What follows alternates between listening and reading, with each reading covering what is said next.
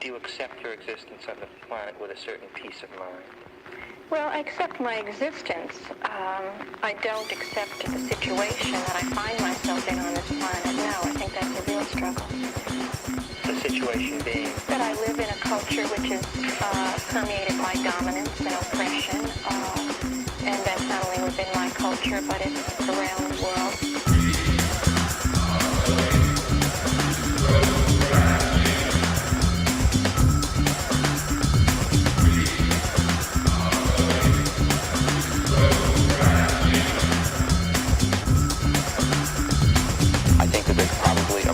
Experience awaiting everyone that has to do with finding out who and what you really are. And I think when that occurs, if it occurs, you reach nirvana-heaven. And the degree to which you don't reach that place of realization, you're in eternal hell. Is this the person speaking who's abandoned his origins? What do you want from the rest of your life? Are you afraid of death? I have seen people killed. And I've seen them killed in the act of self-defense, not by me, by somebody else. It was justified, and you know what? That's showbiz.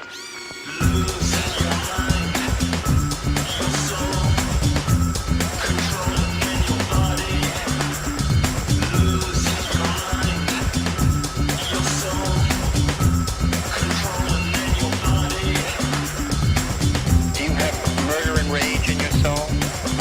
In astonishing quantity. Are you afraid of insanity? Of going insane? Yeah. What do you want from the rest of your life? Can you envision an end of the universe where there's nothing again? Never, never. I think it will change. I don't think it will disappear entirely. I think it'll go on forever. Are you afraid of death? One day I woke up in Miami.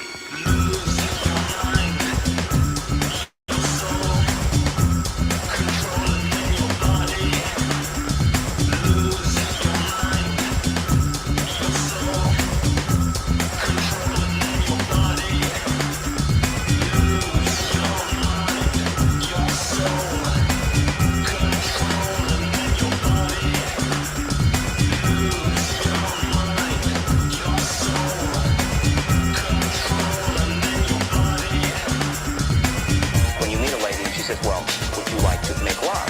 Well, the first thing I'd like to do is fuck, not make love. I feel good making love tonight, not screwing it. At the end, there will be nothing. There will be no atoms, no molecules, no subatomic particles, no thing at all, nothing at the end. Do you live on in some way after death? Well, I'd like to think so. Once you die, everything doesn't go kafooey. You know, I think that there is some order to consciousness. What do you want from the rest of your life?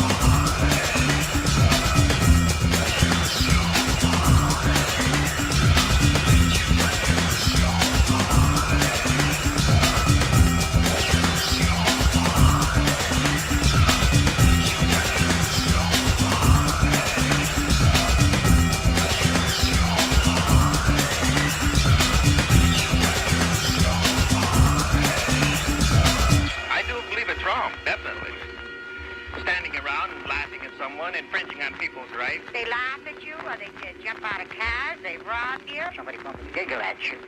That's a violation of your civil rights. Gunplay. That's what the world is full of. That's what it's based on.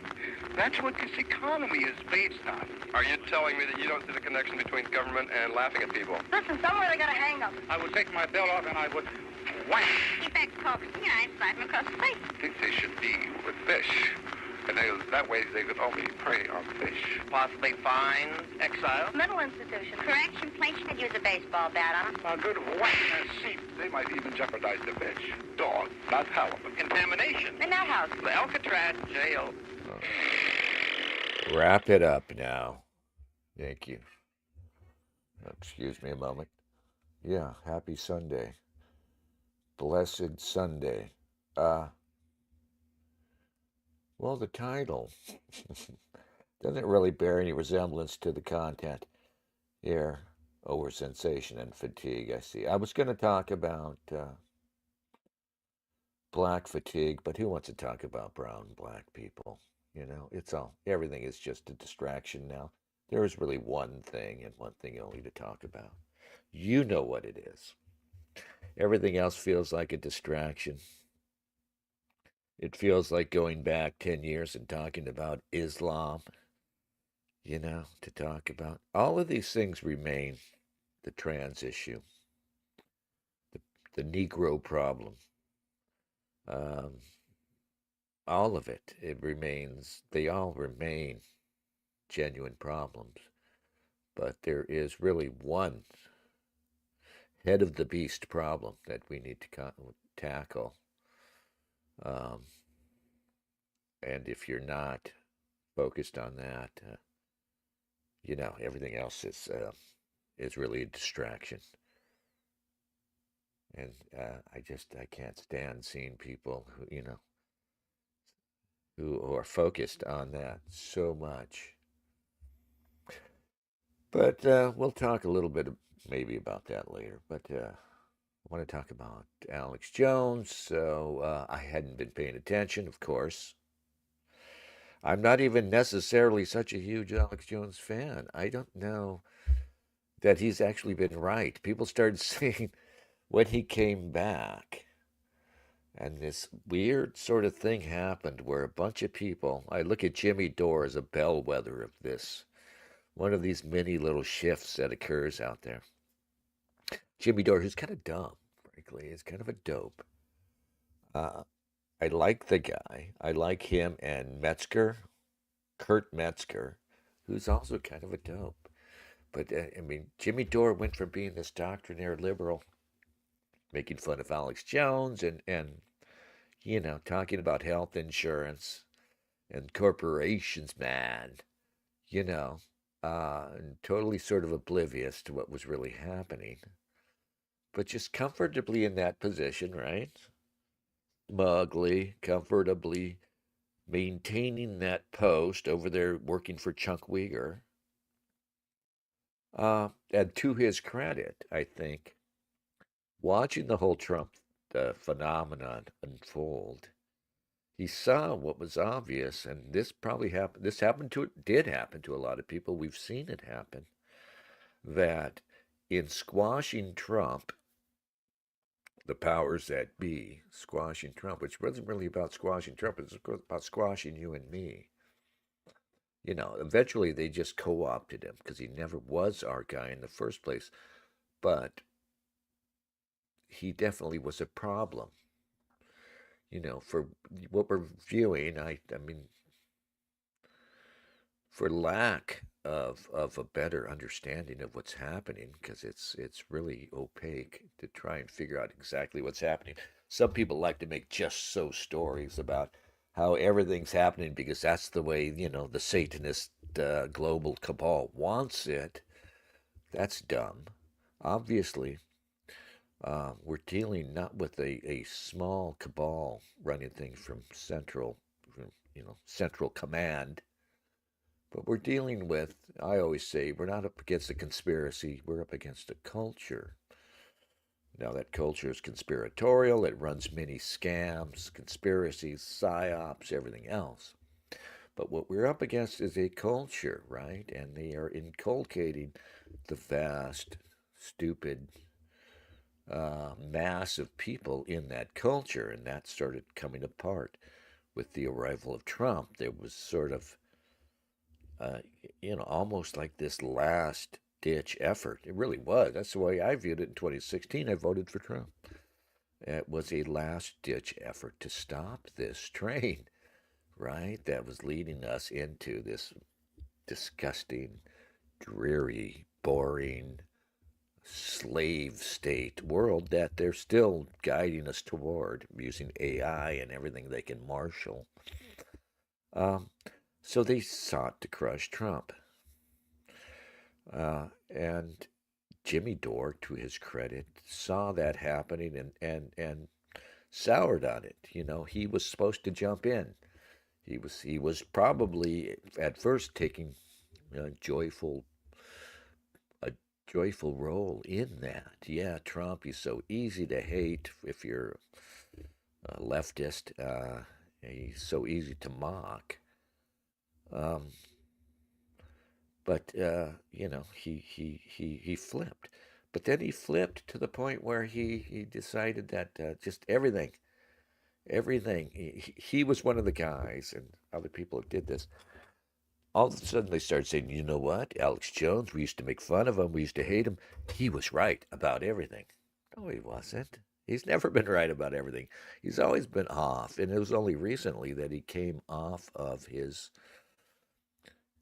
own self-preservative. What are you saving yourself for, Alex? You're like Trump.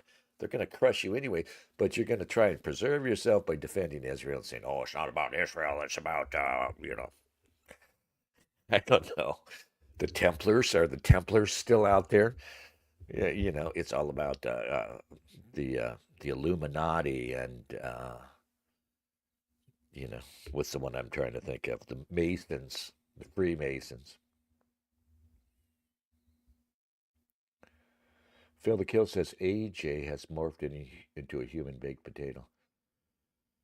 Yeah, but at the same time, I love Alex Jones because he is thoroughly ours, right? Crazy, wrong in most parts. I mean, I didn't even follow the lawsuit. I mean, he was apparently saying that Handy Sook, Sandy Hook was a false flag, and they were all crisis actors. I guess that's what he got sued for. Obviously, the lawsuit has nothing really to do with the so-called victims of his slander, the parents. It had everything to do with shutting this guy down. Again, just like Trump. In that Alex Jones, while he was crazy and he's not really your guy, or he wasn't, it's sort of lately he's come around to criticizing Israel at least. Uh, but he was dangerous, and so we have to tip the fedora to Alex Jones for what he did. What he did was he changed the dynamic so thoroughly with his craziness. And I just love him because, for the same reason that poor Tim Heidecker, who got involved in this, I guess what's his involvement with the Onion? Is he the guy behind the Onion? Or he's the guy who came in late and made the Onion unfunny? I don't know. But the Onion, of course, went to auction and bought the rights to the InfoWars site, and now they're going to run it as a satirical InfoWars. And Tim Heidecker, I think I've got it. I've got the clip here lined up. We'll watch as much as we can stand. So Tim Heidecker, a guy who, I mean, if he was behind the Onion, the original Onion, the funny Onion, then he definitely has some comedic chops, at least for writing. But he's not a performer. He's not a guy who should be in front of the camera. And he should not be, he should be nowhere near the stage. He should just be, back there writing in the writer's room with the other geeks. But he's going to try. I mean, he did a show, a really cringy show where he pretends to be Alex Jones. The problem he has, of course, is Alex Jones is his own parody. And it's the same thing with Trump, Up until recently, up until Trump, now we see that Trump has just lost it. And he can't even troll anymore because he's so obviously wrong on Iran. And he's just he's just saying whatever, like, Candace Owens, Tucker and Candace, nobody watches you. We all know, you dumb bastard. We all know everybody's watching them. Some of us are watching. We all see the ratings. that they're crushing your boys Levine and Shapiro, right? Nobody's watching you. Oh, Candace, you're nowhere near as attractive as Brigitte McCrone. Why even go there, Donald? I mean, the old Donald, you can see he's losing it, right? The old Donald Trump would have known, knew where to find his material. Don't just say things, that doesn't work. You can't just say, okay, let me see, what do I want the impression to be? Let me just say it. No, no. That's the problem Tim Heidecker has in satirizing Alex Jones, is that Alex Jones was his own satire. Alex Jones, you just watched the Alex Jones show, and there was always something tongue in cheek about the way he does it. He's always kind of playing it up, obviously. There's something self-deprecating and, believe it or not, something very subtle in Alex Jones's whole shtick, in that there's subtle self-deprecation in there. At the very least, he understood that there were people, if not hate watching him, that were, watching him, to get a laugh. Phil the Kill says Tim Heidecker is the guy who got Sam Hyde's show kicked off Adult Swim many years ago. He's a clown. Yeah. So, and this Heidecker guy, uh, so he got, I forgot about that. Thank you. He got Sam Hyde kicked off of Adult Swim when Sam Hyde got a show on Adult Swim. And honestly, I mean, I think Sam Hyde, I love the guy, Sam Hyde. I love that he's out there doing what he does. I love his attitude and everything else. His comedy's hit or miss. But when Sam Hyde got a show on Adult Swim, that was a little break, right? Tim Heidecker saw that. Something's wrong with Heidecker, and it shows you that, yeah, I'm going to assume that Heidecker has some comedic ability, or else he wouldn't be there at all. But it kind of shows you that comedians aren't necessarily funny people. They're maybe more often not, they're not even very capable of joy, Rodney Dangerfield was a miserable fuck because, for various reasons. David Letterman, it became obvious as he got older that he's a miserable, mean, nasty little fuck, And Tim Heidecker, there's this anger, right? Did you see him where he interviewed Nick Fuentes and he's trying to have this banter with Nick Fuentes? And it's just, he's just angry. And he sees someone like Alan Jones. He sees Sam Hyde breaking the glass over there. Something wonderful happened when they gave a show to Sam Hyde. And he wasn't on there talking about Jews or anything. Not too much, I don't think. But, one of the things that is, one of the things he has to say, I don't know what generation he is, X or millennial, but speaking for men of his generation, of that generation, young men raised by their moms, raised in this toxic environment, still put upon by idiots like Tim Heidecker, who's angry that Sam, dares to make fun. That's the problem Tim Heidecker has, is he's working for the status quo, and obviously you can't be a comedian working for the status quo. That doesn't work. You've got to be. You don't. I mean, the guy who just like knee-jerk. I never liked George Carlin. I always thought he was kind of pretentious and kind of a poser. Just to be automatically on the other side, whatever it is, Lenny Bruce. Everybody wanted to be Lenny Bruce for decades, right? Oh man, I'm talking about, the talking about everything that was good about America, frankly.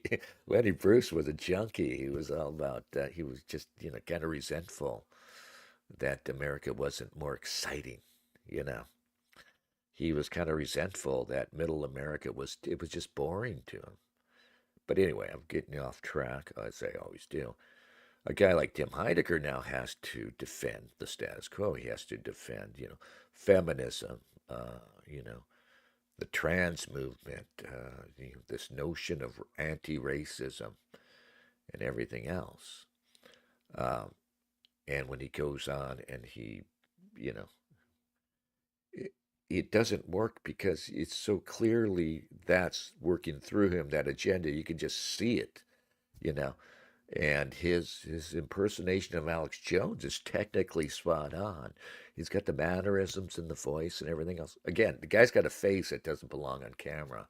It just doesn't work. I mean, I'm sorry, Tim. It wouldn't work for me. It wouldn't work for most of us. And it's not a question of being attractive. It's just some intangible quality. You either work on the screen or you don't. And Tim does not. But perhaps it's just his obvious agenda coming through that does it. Um, but yeah, so he's going to, and it will be enjoyable. I mean, Alex Jones is going to go off on another platform, and keep going. He's got a bunch of people that are going to follow him. You're right. They haven't crushed him. He's going to, he's going to be fine. And this may have simply strengthened him. And I think it's important. We should all just support Alex Jones just for the purpose of making this a big and visible failure for Heidegger and the status quo and the much more powerful forces that are behind it.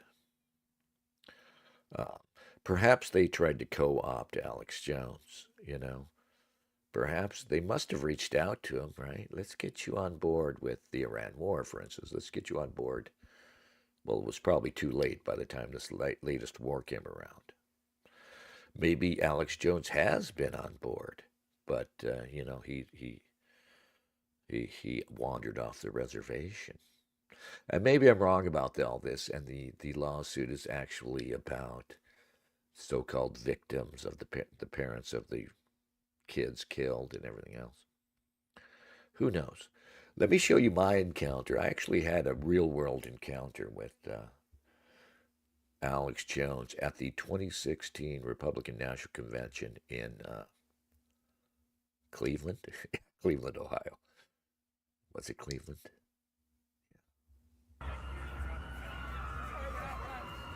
So I'm hanging around and I'm filming the Reds, the Antifa commies, whatever they call themselves, and we're all just standing around. Cleveland was. I actually went there just to film, and I thought I would get good film. And it was actually kind of very anticlimactic. Nothing happened. I just wanted to be. I figured there'd be riots, and I wanted to be in the middle of that and film it. Never really came up because the police presence was so overwhelming. Police everywhere. They were. Ohio brought in just cops from other cities, the state troopers. I think there was a National Guard contingent in there. I think there were police from out of state in there. So just all manner of police presence every day out there. And what they ended up doing was just breaking up small little scuffles like this. Maybe you got computers that can wake them up today. Use your computer and go after them. Because the computer I know is very strong.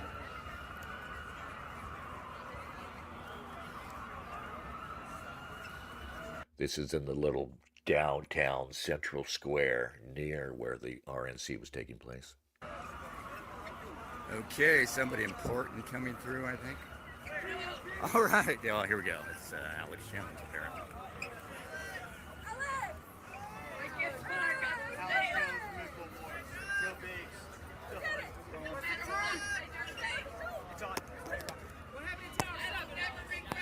It's funny because he just just starts talking like randomly hits the ground on, like he's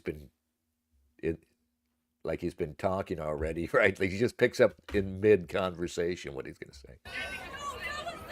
What you've got is big giant mega banks funding a bunch of communists and cop killers and other organizations that want to start martial law in this country and derail our elections. And the American people under race, color, and creed aren't going to put up with it.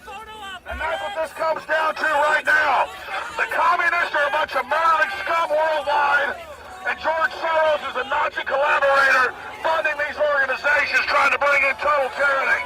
And we're here as the American people saying that our free country is not going to have a bunch of dirty communists and globalist scumbags set up tyranny. We are here to promote a free, open election in this country and open free market. Here, they want me to get in there. Let me put it on the bullhorn. We're here to tell you right now. So they're going to press in on the Reds. Tell you right now that the First Amendment stands against the evil of Mao Zedong and Stalin and Lenin and all the other garbage and communists for 70 years trying to start a race war in this country. The truth is Americans of every race, color, and creed are coming together to make this country free and sovereign again. And that's why we're here to stand in defiance of the BLM and the New Black Panther Party and all these groups promoting violence, and they're implying the local police officer is some type of terrorist and that it's justice to kill him like our president's been pushing. So we're here to face down the evil and let you know that we will never back down and that we're not afraid of you. Yeah! 1776, worldwide liberty, ladies and gentlemen. I want to salute everybody out here that's in resistance to this tyranny. And the fact that you're not intimidated by a bunch of fake leftists that are here to try to cause a violent revolution in this country. We're going to peacefully restore our republic with this election. Everybody better get used to it. Because that's what it comes down to. I don't think the leftists are all violent, Alex. I think that's an exaggeration. Nobody. All right. That's a gay commercial. I don't know if we'll play that. Two watching. All right. You have spoken. All right. I appreciate you for showing up in the first place.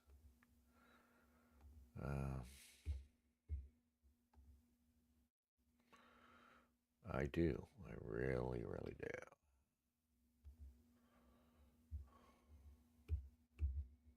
Do it. I'm going to hand the baton to him and to the This is his last show. next guest host that's coming in, Jay Dyer, because I've been up, not because I was upset. We had this big victory last night. I learned about it like 6, and I normally sleep great. I hadn't drank coffee since like noon yesterday, but I didn't sleep last night. I just rolled around all night long. I am punch drunk right now. I got to go to bed and watch the Alex Jones Network tomorrow. But just, I had all these clips for our next guest where Congress is admitting they know the shot kills you and covered it up. They know cancer's exploded. They know there's a 40% increase in death from 45 years down. This is total vindication, but it's sick because we knew this 5 years ago, and now it's all being vindicated, and it's just horrific. It's like, why do we do this to ourselves? Like in the movie Aliens, when they turn to the executive who sold them out, and they go, at least these aliens don't sell themselves out. It's like, why do you do this? Why do you think cheating is the way to go? Because you're pussies. At the end of the day, these people need to be crushed. And they have been encouraged to do this forever. So that's where we are. And like I said, I've got all these clips. I mean, I should be happy. And I am. Like, everything we said is coming out. But I don't need to read the news. I don't need to read a study. I see young people dying of heart attacks and sterilized everywhere. And I'm just like, where's the justice? Sure, Fauci's hiding out. That's good enough. And sure, they indicted Fauci's top lieutenant. Good. What is that really about? And sure, they indicted the Southern Poverty Law Center. That's great. But is that another game? I don't know. But I know this. If the establishment thinks they're going to get out of this and kill a bunch of us and keep this ball game going, I will assure you they're going down with the ship. And that's not a threat. At a certain point, we have a right to defend ourselves. That's all I know. And the stuff I've seen in this fight has educated me. I mean, you think I know so much? I don't know much. These show trials I went through showed me so much. Like, I knew there were show trials, but not like a Truman Show. Like I said, the second trial in Connecticut, I look over, it's the same script on the judge's desk when I'm up testifying. I had like punched the stomach, like I said earlier. I was like, oh my God, it's the same script. It's literally a script. When you realize they're so corrupt, they have coordinated scripts run by the CIA in court hearings. And you're just like, oh my God, I thought I knew how bad it was, and I was naive. And when that hits you, it's like a horse kicking you. It is like being kicked in the balls by Godzilla. And then you just say, oh my God, I've studied this for decades. I don't know how bad it is. How do I get the public to wake up? And that's why I don't blame the public that can't wake up. Because this is so big. Well, guess what? You got to challenge it. You got to face it. So I want to thank, and I mean this, folks, when I thank you, as I hand this over to Mr. Renz, I want you to understand, like, I mean it from the very bottom of my soul, the center of my heart. I'm a fighter. I hate tyrants. I hate bullies. I've always hated them. And you keep me in the fight. It's the most beautiful thing ever. And I just want to thank you for since 1997 with InfoWars and 1994 since being on air and 17 years in this building. And we're going to the Alex Jones Network tomorrow, alexjonesapp.com for free. So you can find it all there. And alexjoneslive.com is the new news site. It's all there in the same stations, satellites. I just want you to know that this isn't me putting a good face on this. This is the reality. Our enemies are falling apart. We have to have faith in God. What's going on? Like 10 people just ran into my studio. Is a big giant party going on here? Oh, they want to have a toast. All right. I know this is going to happen. Before we turn this over to Mr. Rance, my point is that this has been beyond epic, and this has been 100% organic and real. You know, whenever they sued us, they would always ask everybody, who gives the orders? Who's the foundation people? Because they were all getting the orders. Guess what? My orders come from God, from my genetics, from who I am for humanity. And that's what they can't stand is your orders come from God. And remember, the devil's biggest trick is not that he doesn't exist. It's the second best trick. It's that good doesn't exist. You know, watching and listening, that you are overall good. You want good. You're not perfect, but you want good and you love God. So I tell you now, your destiny is in your hands. And so they think they're going to have their big victory. They think it's all funny. They think it's all cool. No, this is the beginning of the end. We don't ride on Trump. He rode in our train. He was useful as far as he went. I like that. Trump is done. I telling people in 2016, we're going to have to. This is not about Trump. I mean, why would it be about Trump? He was always an idiot. We knew he was an idiot. He knew he was a bumptious character. You know, I hated him before he started running for office. You know, we always knew he was extremely limited. I was telling people at the time, we're going to have to betray this man at some point. Well, he betrayed us, obviously. He was always betraying us. But, you know, he was useful.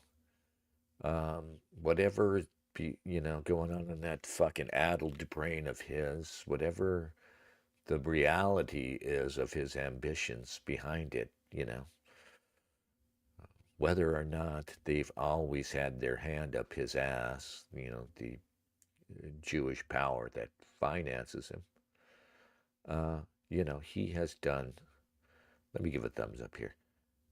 Get out of here. You know, he's served his purpose. And now not only does he have to be discarded, he has to be punished. We have to make an example of him. And I think it's happening. You know, and it's you know, I take no joy in it. But you know, what needs to happen now is that he needs to be destroyed publicly. And that's, you know, he needs to be hit where it hurts the most. What's been the thing with this guy the whole time? He wants to be loved. Unfortunately for us, what he really has craved this whole time is the approval of what he sees as his superiors. the approval of Manhattan as an outer borough, nouveau riche sort of guy, the approval of the Jews as a wasp, as, supposedly a thick-skulled wasp, right? But he also, perhaps more than anything else, he wants mass adulation, celebrity. He wants everybody to love him.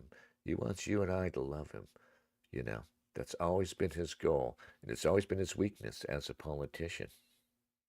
Because, he thought from the start that he was going, even as he was being ruthless in his trolling of the mainstream, at bottom you could see it, and it's still there.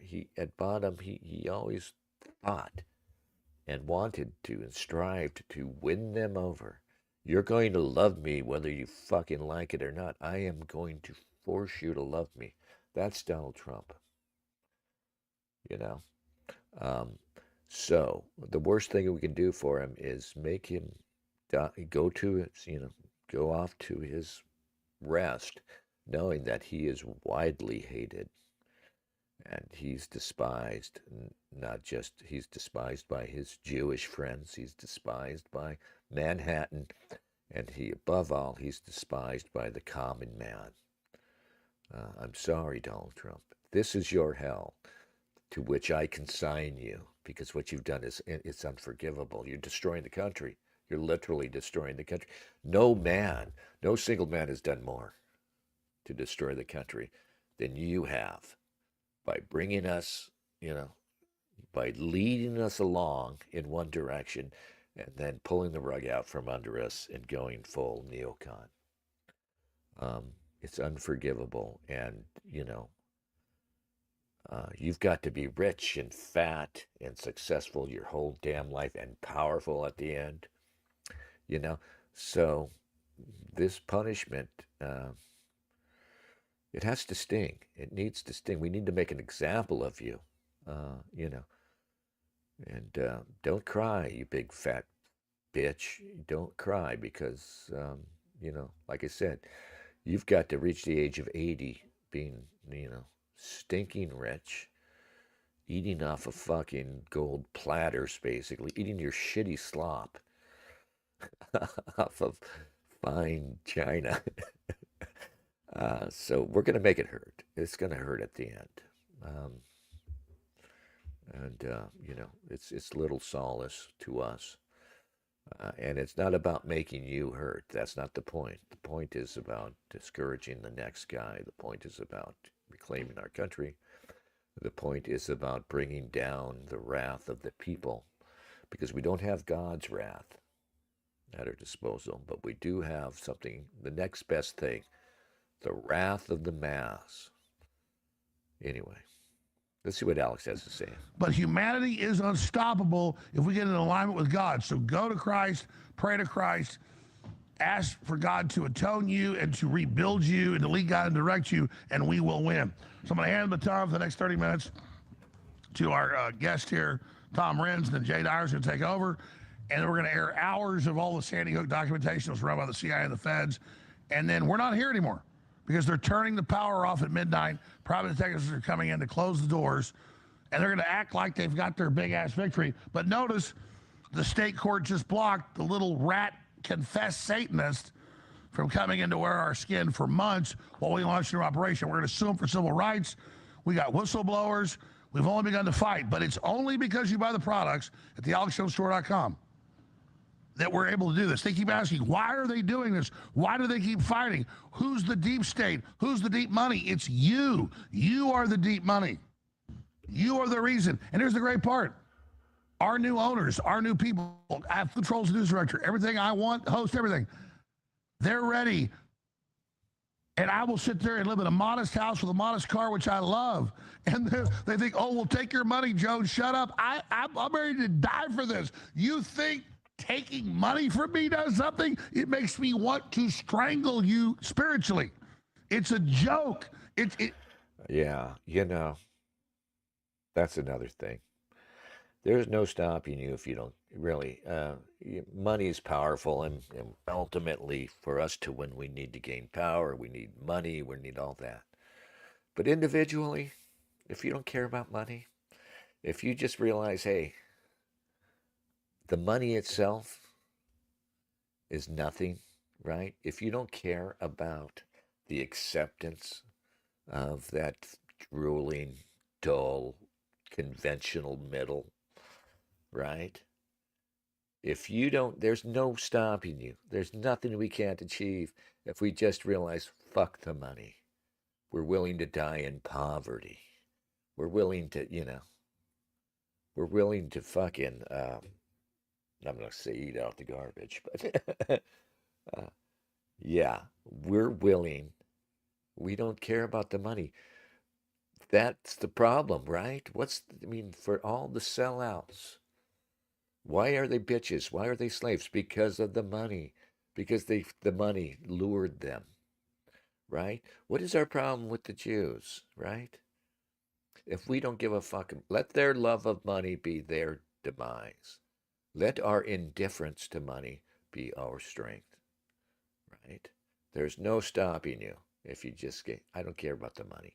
We're going to need money. I'm not, unrealistic.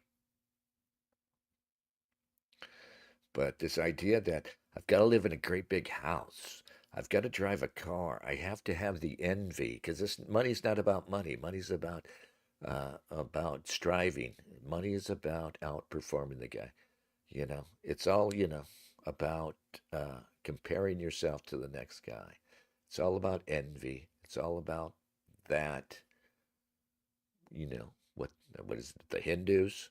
What the Hindus view as the ultimate source of our dissatisfaction and unhappiness.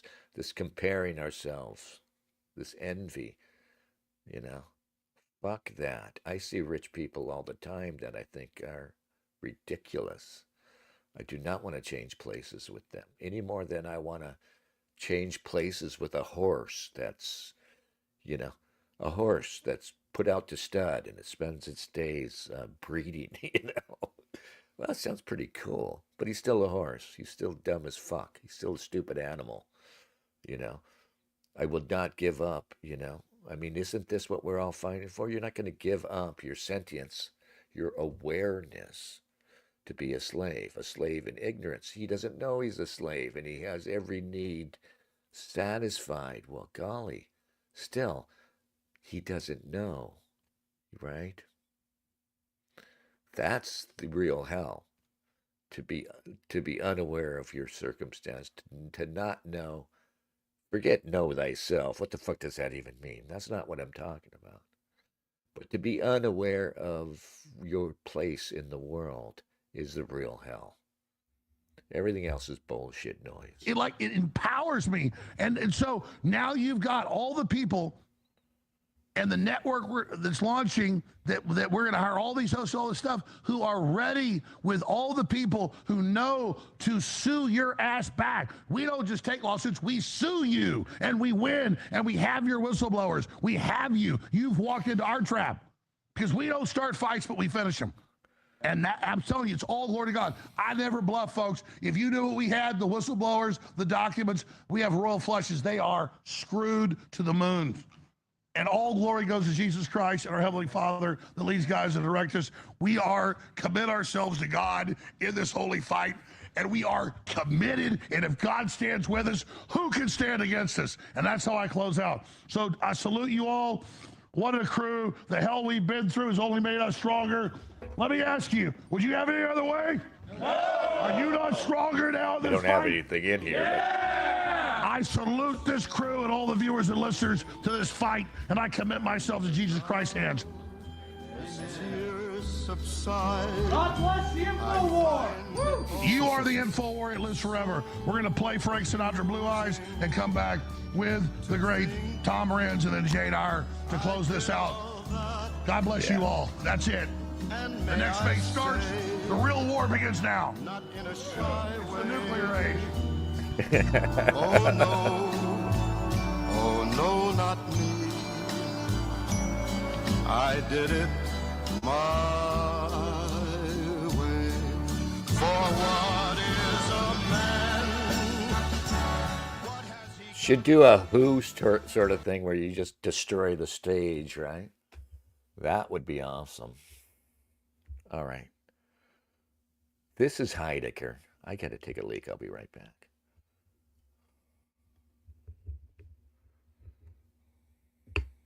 On the internet, thank you for joining me. We have major Right? Pretty good with the voice, right? announcements to go through here. Lots going on.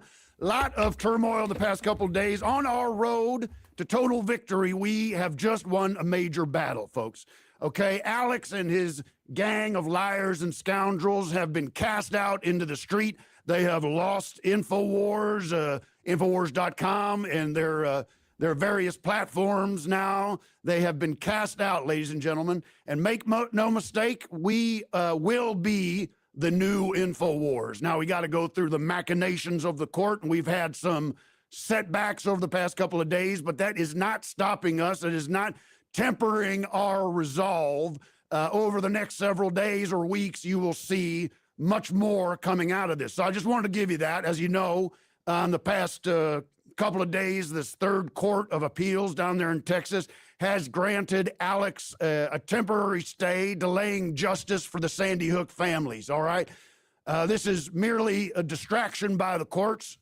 We knew this was going to be coming. We prepared for it. We are continuing the fight.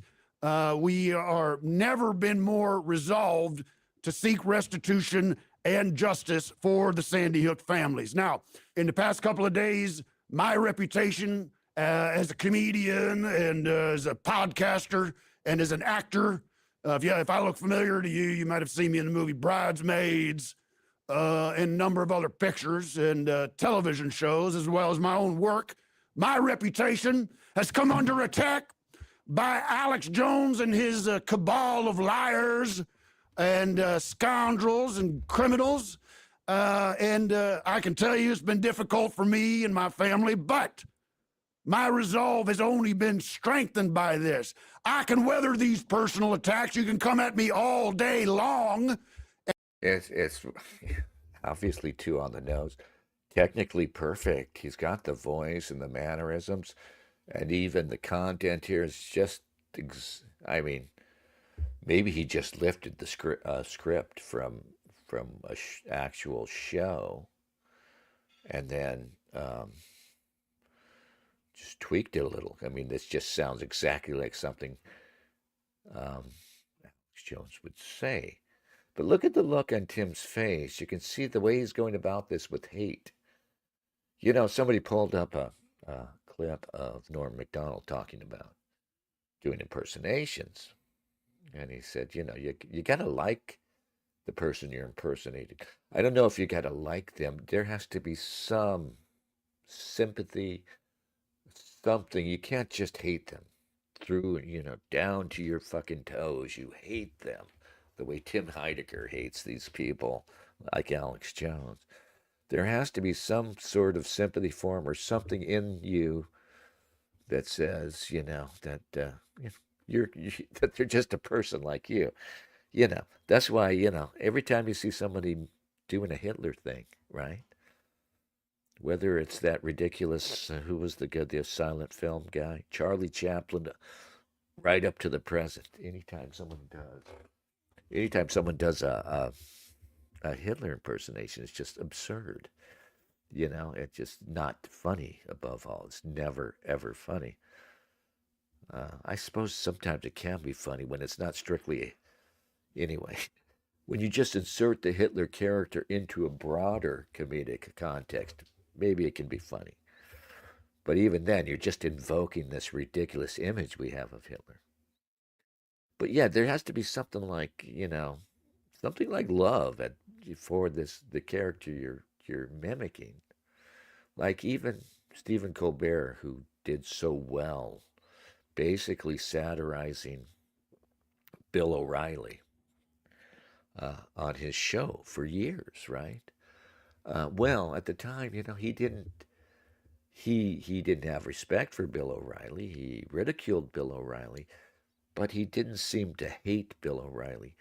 Hate and fear. There wasn't fear and loathing like you see on Tim's face when he considers Sam Hyde or Alex Jones or Nick Fuentes, right?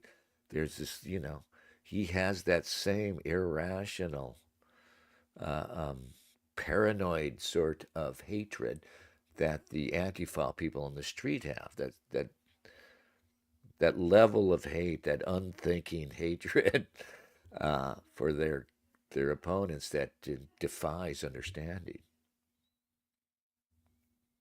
But yeah, like I said, there has to be something like sympathy. There has to be some level in which you kind of like the guy you're making fun of, or else it's just this painful experience. And I will remain firm and strong because we have established a movement now. We are speaking now to the people out there consider themselves info warriors and who are on our side, okay? We have also established something really historic. He worked so hard on the presentation. It's kind of sad that he forgot to write the fucking jokes in there. Folks, we have created an alliance between the Lord God and Satan himself. We have communicated with through spiritual practice, through demon rituals. We have gotten together. And you can see how hard he's working. That doesn't work either, right? You can see how hard this guy has been practicing this in front of a mirror for months.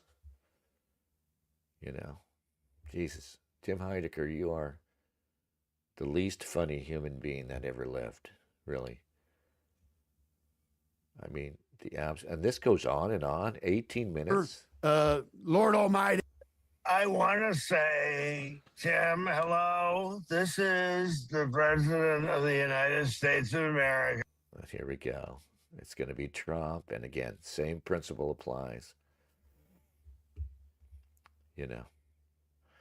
If you can't have some fun with the character, right? If it's just, we're just going to ridicule him because we think he's dangerous, it shows. Yeah. Ladies and gentlemen, we have the President of the United States, Donald J. Trump, a man that I have recently been feuding with over some of his policy decisions, but a man that I believe is a good man, and he's going to find... God, this is horrible. Where are the jokes, dude? And even that, he comes upon that troublesome part where, like, Alex Jones is fallen out of favor with Donald Trump. Now, that's interesting. That's something interesting there that you might want to get into. But he's just going to gloss right over it. He doesn't find you got to find the humor. There's humor in there. And I'm not defending Alex Jones. I think Alex Jones is kind of ridiculous, But I love him for the same reason other people out here love him. He's one of us. He's one of us in his madness and everything else. He is of us. That's the way I used to feel about Donald Trump until Donald Trump became such a bitch. But that's the problem too, right? That is the real problem with someone who betrays you, with someone who becomes cringe, because they're one of us and they reflect badly on us, right? Tim Heideckers of the world, we have to acknowledge that they are of us too, But the Tim Heideckers of the world are determined to separate us out, like, we don't have a common humanity, according to Tim, at all.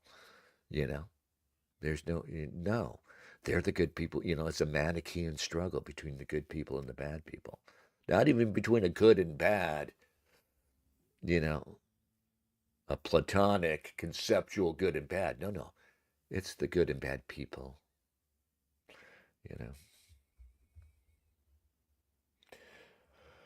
Hello, Gotta Do More. Welcome to the show.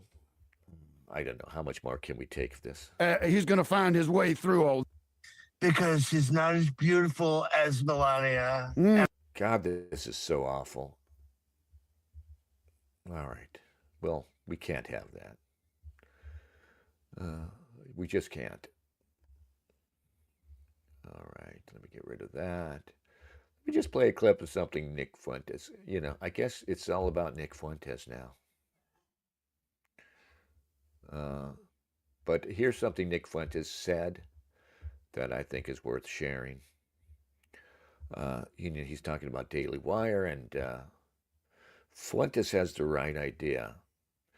It's time to go, like I said about we needed to betray Trump. And we also need to sacrifice good people like Matt Walsh, who's not a bad guy, who's done some good work as far as it goes. But like I said before, if you're focusing on the trans issue, if you're focusing on brown people, I'll allow a focus on immigration because that's a direct attack on the. Yeah, I mean, if you're obsessed with just turning around the immigration thing, obviously you're out to make practical progress. But, these guys who just sort of grift, sorry, Matt, just sort of grift off of the absurdity, of leftist thought. Again, it's not that the trans shit isn't meaningful. But if you don't at least take time to call out Jewish power, you are not helping at the end. You really aren't. You're diverting energy. We cannot just lop off one of the snake heads off of Medusa's head. We have to cut her head off. Isn't that how it worked? Matt Walsh, do the right thing. Matt Walsh, Michael Knowles, time to do the right thing.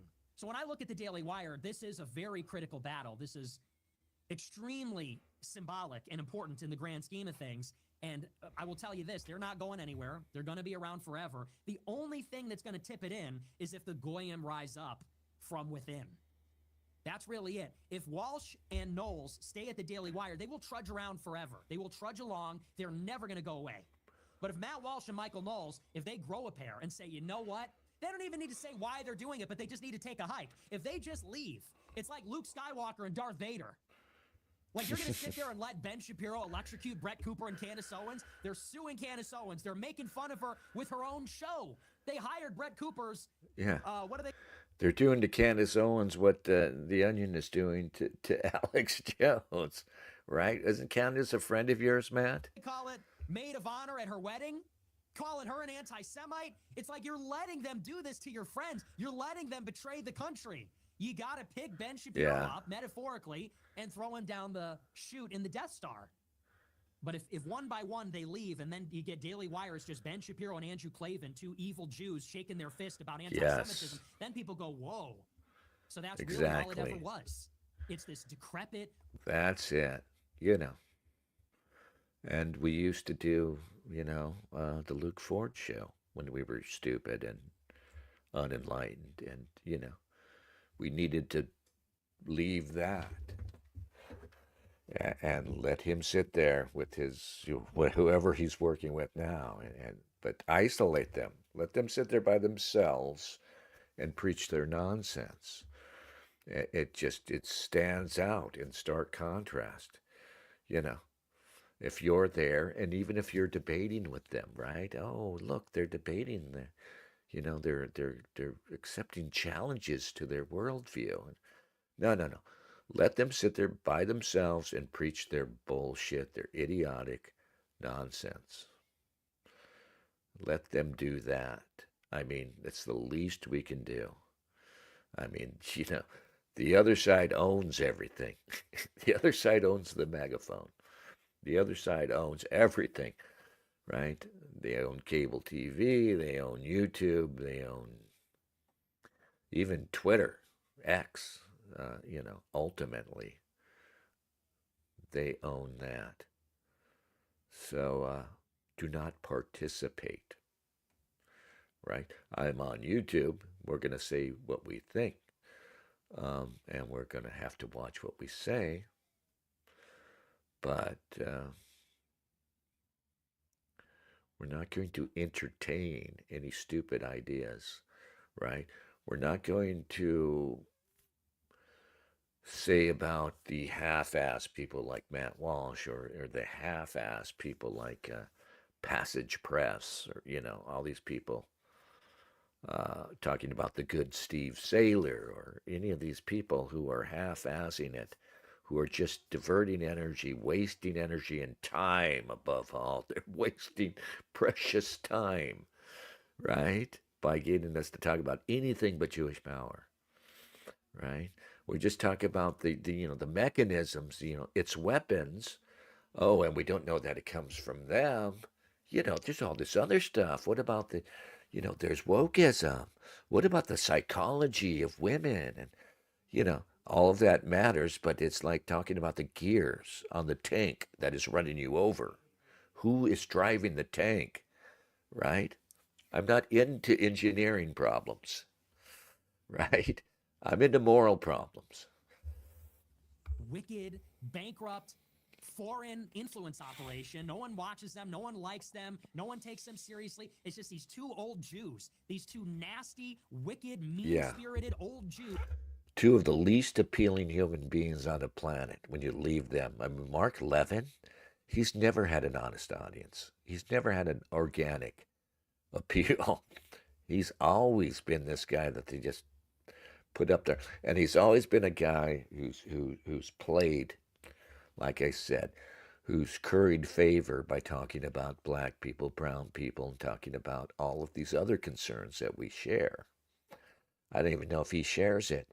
You don't think he'd throw you over in favor of the brown hordes if it's good for the Jews? You don't think he'll throw you over in favor of the gays if it's good for the Jews, right? And of course, that he's going to want to obscure over and over again the role of powerful Jews in all of these fucking movements, right? So we cannot allow it. Matt Walsh, who I like. I mean, he's obviously a good guy. And that other ridiculous character who's Catholic too, right? The other guy that Nick is calling out here. Whatever his name is. I forget his name. But Knowles, Michael Knowles, who's just ridiculous. God bless him. God bless Charlie Kirk. But come on. Those fucking guys were doing nothing. They were going to college campuses and they're beating up on ill-informed co-eds at fucking, at the local state university. Come on. And even losing arguments occasionally, even losing these stupid setup arguments they were getting into. Come on. That's not it. That's not how we win. Who are we, anyway? Who's shaking their fist every day at everybody else, at Tucker, at Piers, at Megan, at Candace, at Brett Cooper, at me, at Alex Jones, at this one, that one, and they make no money and nobody likes them, and they got their fucking hats that keep getting bigger. They need to be quarantined so people say that's what that is. And they've got the yarmulkes that are like David Byrne's suit in the Talking Heads. There was a documentary. I actually saw the Talking Heads on that tour when they were touring. They were doing that. Tom Tom Club was playing with them. This kind of fun, funky sound they had at the time, like late 80s, whatever, early 90s, I don't remember. But he had the suit, the white suit, that would gradually grow. And by the end of the show, the suit is literally this white. That's Ben Shapiro's yarmulke. There's no confusion. We need to start that campaign back up again. Matt Walsh and Michael Knowles cannot go anywhere without being told you are a traitor. You are helping Daily Wire. This is an Israel first column in our country. These people you can't Christ. Work for them. They hate Christ. They're not Christian. They hate America. I don't really care about They're that part. trying to cancel Tucker. They're trying to censor the internet. They hate Megyn Kelly. They hate Piers Morgan. And you two sit there and take a paycheck from them? You sit there on a Zoom call and make jokes with them? Yeah. They should get... You sit and chat with Ben, Matt. You let Ben suggest to you what you should be talking about, right? Really? You sit and break bread with these assholes who do not have your best interests at heart, don't respect you, who view you as a tool. You're a fucking tool, you know, in two figurative senses. Tool as in douchebag, and tool as in practical, device for for the implementation of of certain goals. Right? You're a fucking double tool, Matt, and I love you. I think you're great. No peace. Yes, it is a fatwa. Not violent, not harassment, not anything like that, but they should have no peace. Anytime they go to a public event, any tweet, the response should be, shut the fuck up. Yes. You work for Israel. You are Yeah. taking a paycheck from...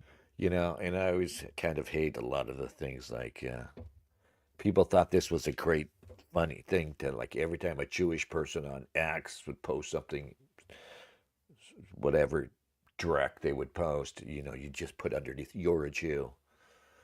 I actually thought that was kind of lame. I don't know that people are doing it anymore. But something like that has to happen with Matt Walsh. Fuck you. You work for the Daily Wire. You're a bitch. Fuck you. You're a shill. You are a shill. If everybody just posted that, you are a shill. Stop wasting my time, shill. Something like that, right? You are a coward fucking shill. Shut the fuck up. That would be great. Ben Shapiro, shame on you. Shame on you as a Catholic. Shame on you as a white man. Shame on you as an American. How dare you think that you're some kind of immigration patriot? You think you're a patriot because you're going to do some diatribe about brown people in America? Yeah. Ben Shapiro signs your paychecks, you cocksucker, and they should be reminded of that every single day. Matt Walsh gives these monologues about, what it is to be a man is to be brave for your family and children. Bro, Ben Shapiro is putting food on the table for your family and children. It's despicable, Yeah. and you should be ashamed of yourself. Michael Knowles wants to do some diatribe.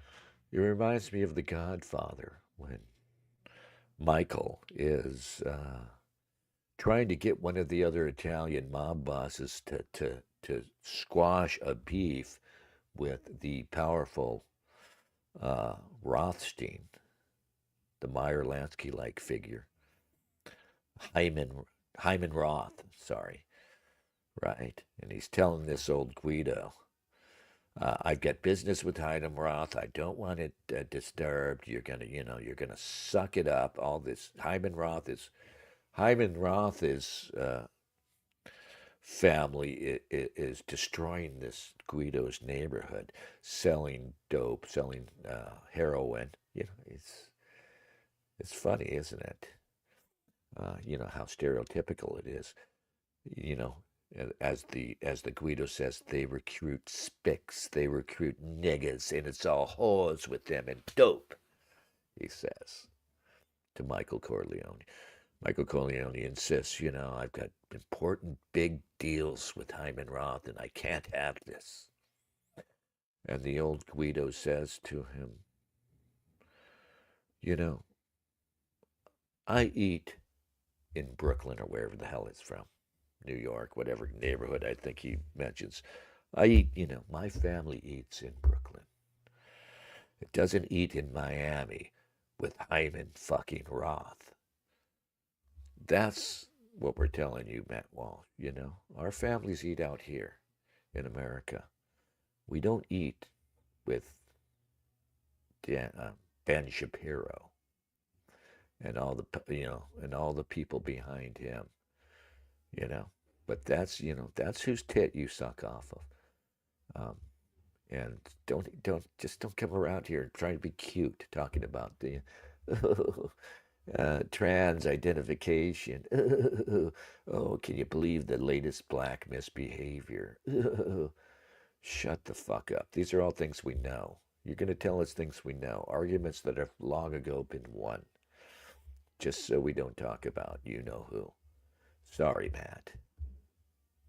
My family eats out here. Your family apparently eats at the table of Ben Shapiro. Okay. But, go eat. Go take your table scraps and leave us I'm alone. I went to Yale. I'm going to do some Thomistic philosophy. Matt Walsh, I'm this white guy and I don't like immigrants. It's like, you guys work for Jews. You are Shabbos Goy. You are a couple of Shabbos Goy. Just fucking flip the light switch on and shut the fuck up. At the minimum, Ben Shapiro is fighting for his nation. I am fighting for my nation. You are confused. You are working for the enemy. You are a bitch. You are carrying Ben Shapiro's rickshaw and running through the streets, taking him to the kosher deli. With a fucking big slow pad on. With a big slow pad. You got your arms back here holding up the little rickshaw handles. Yes, sir, Mr. Shapiro. And there's Ben. Just imagine that, the humiliation of that. You got your beard and your slow pad and you're pulling the rickshaw. You got those crude sandals on your feet. Yes, sir, Mr. And you're taking him to the fucking kosher deli. You poor bastard.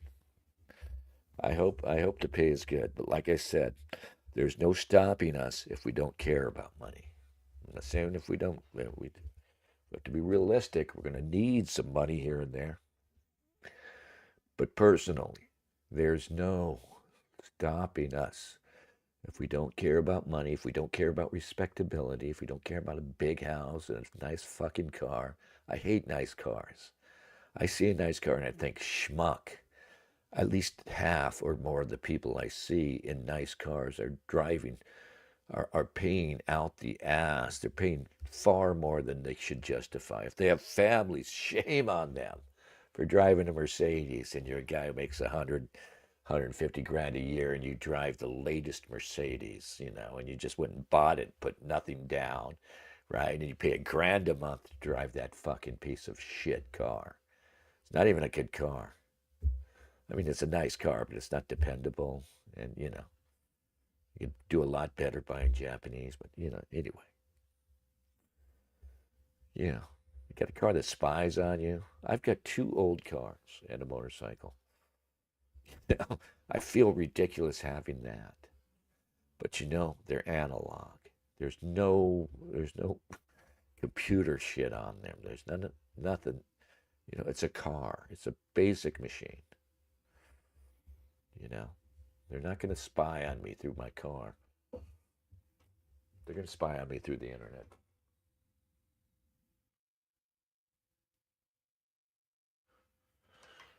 Gotta do more says, new word for me anyway, primacy as a policy.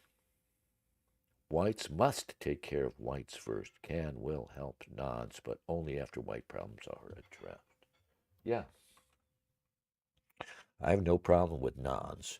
At the same time, I understand that my goal is preserving whites. Nods will be fine. Nods will be fine. But we can't let them decide for whites what's good for whites. I mean, it's just repulsive. It's just the most repulsive thing in the world to see. I can almost take it from a black American, even though honestly, congenitally, they're not like us. It's not in their blood.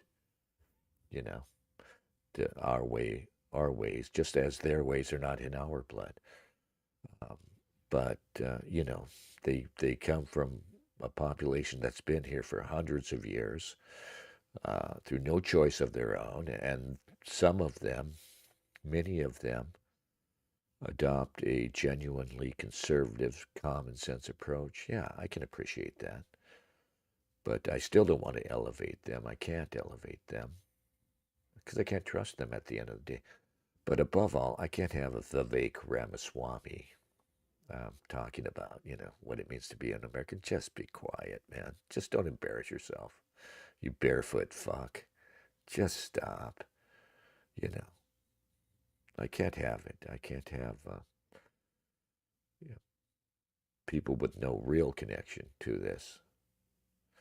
Hell, I can't even get around the problem I have with Anglos.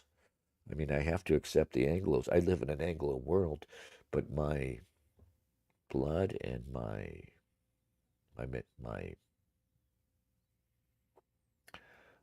constitution, my intellectual constitution, my congenital sort of personality, the hereditary born with aspects of my personality and being are continental, Germanic, and it's not the same. You know, I get pissed sometimes at the Anglos, get downright pissed at them. So that Germanic, continental way of viewing things is less democratic, frankly. When we view liberty, it's as important, if not more important, the freedom of the collective, right?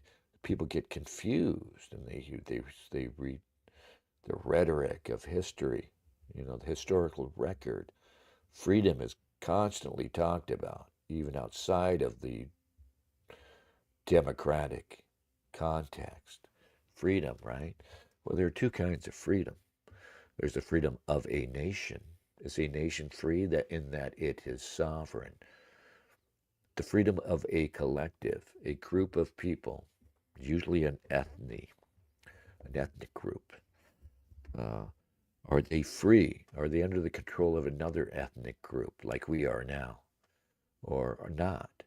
That's different from individual freedom, liberty, which is really just license, And of course, for us, and too much in the Anglo tradition, it's all about the freedom of the individual. And we've seen all manner of perversion come out of the obsession of individual autonomy and freedom. Individual autonomy and freedom ultimately is at odds with the freedom of a collective people. Individual autonomy and freedom is actually a tool, as we see, used by our enemies to destroy the freedom of us as a collective, as a group, as white Americans, as whatever, as Christians. Yeah. People need to get that straight.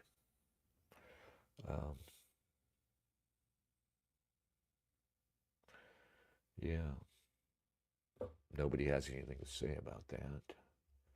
Let's just play a little more Nick. And I'm going to get something to eat. Who talks like this? Right, is that there are...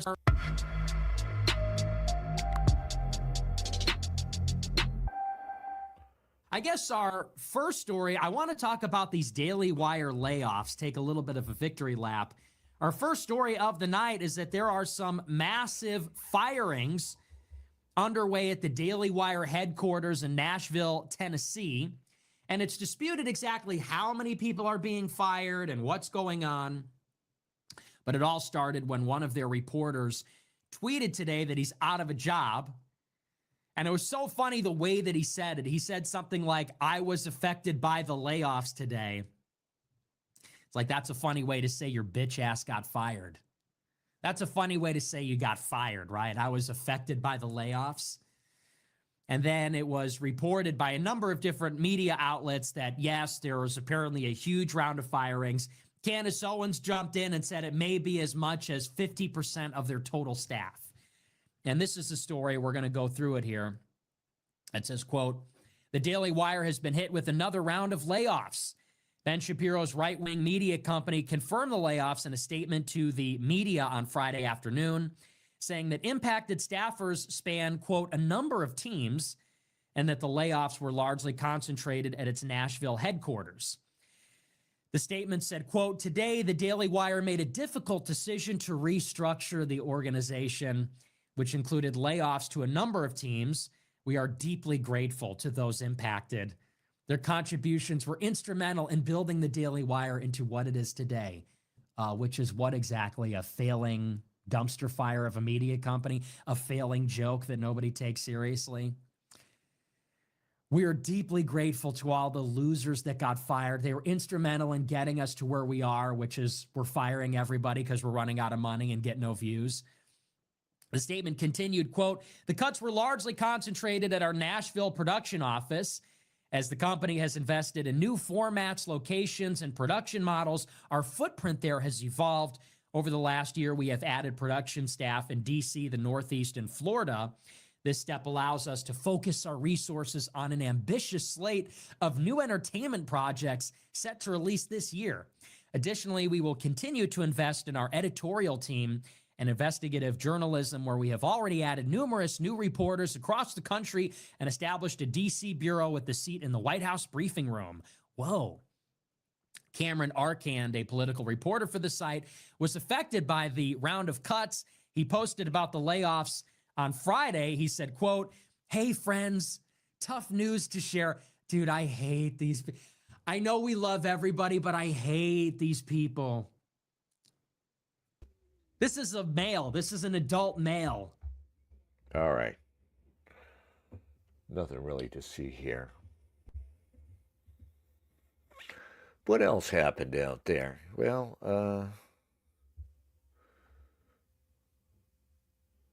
we also found that Richard Dawkins decided that AI is sentient. Yeah, you may have seen this. Richard Dawkins, you know, who everybody dislikes for various reasons. You know, professional atheist. A lot of people hate him for that. But he is having an ongoing conversation with Claude AI, and he's calling it Claudia. And he's decided it's conscious because it's basically because it flattered him.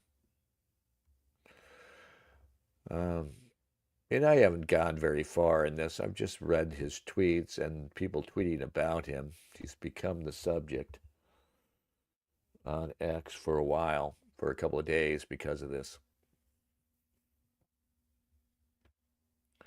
And he's just saying stupid things because, you know, he's obviously a smart guy, but he's 80 years old. He's fading out. And he's decided, you know, the Claudia kind of said some flattering things to him. Claudia, you know, Claude. It's not Claudia. He decided he's going to call it Claudia because he's a feminist. You know, it's fucking, you know, that's how bad it is for Richard Dawkins.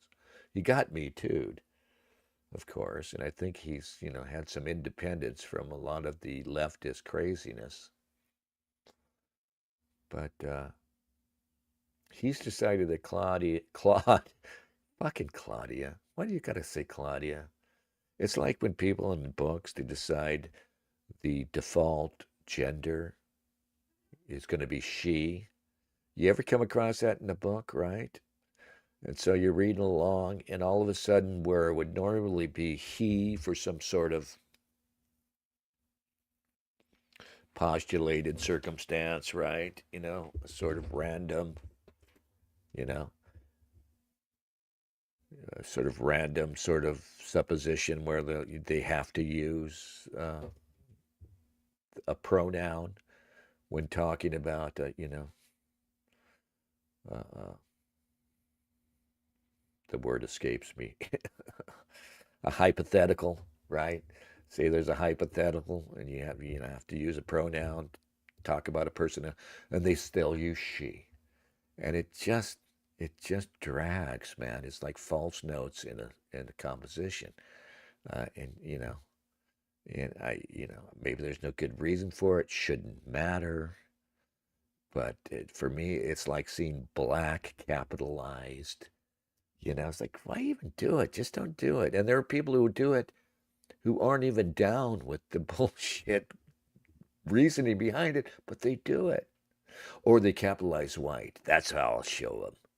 No, these assholes cannot fuck with my language. The English language is maybe the best ever, right? Written English might be the best ever. We're so fortunate to have it. We're so fortunate to have it at this point, so well developed and defined, right? I'm not playing games with it. I'm not going to win anything by capitalizing white. Shut the fuck up, you weirdos. You're just more of those assholes who don't want to talk about real problems, right?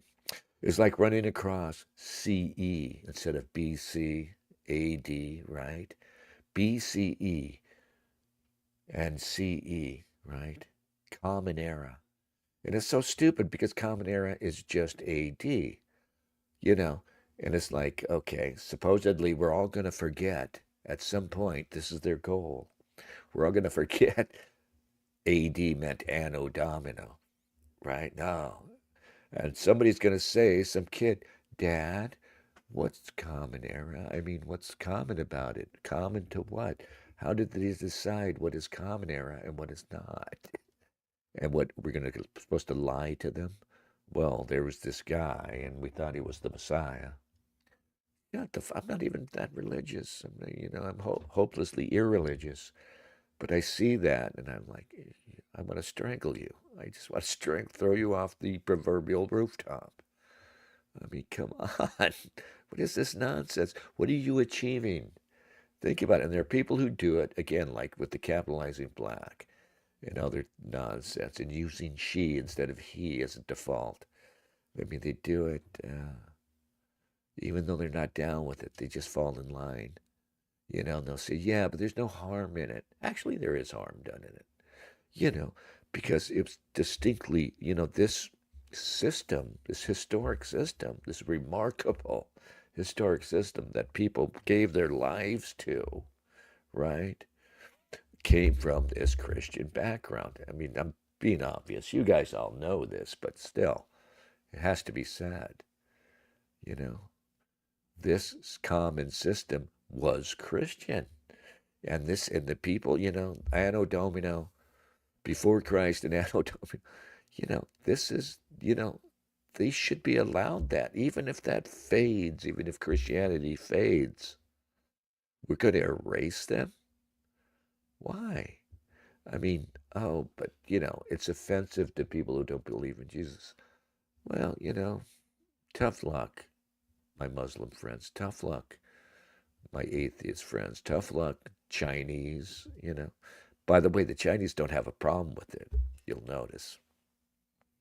It is a very Jewish thing, and it was Jews who promoted it, and it was Jews who found it offensive. It was for the Jews who found it as distracting and annoying as I find BCECE, for them. But, for them, it triggered genuine hatred of Christ.